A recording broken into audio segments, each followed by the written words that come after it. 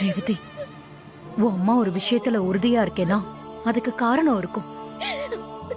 இன்னைக்கு என்னோட பேச்சு, செயல், நடவடிக்கை எல்லாமே உனக்கு கோவமா, எரிச்சலா இருக்கலாம்.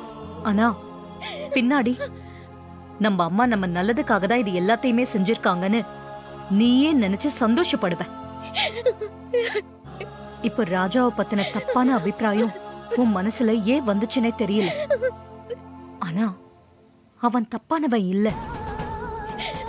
அவனை கல்யாணம் பண்ணிக்கிட்டா உன் வாழ்க்கை சிறப்பா இருக்கும் ரேவதி. ஏய், அழக்கூடாது. இத பாரு, கண்ணை தொடச்சுக்கிட்டு கல்யாணத்துக்கு ரெடி ஆக ரேவதி. எப்பவும் நீங்க தான் ஜெயிக்கிறீங்க.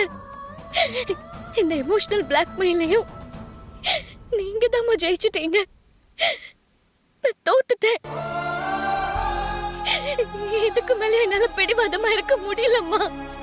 தோத்ததா நீ சொன்னாலும் யார்கிட்ட தோத்த?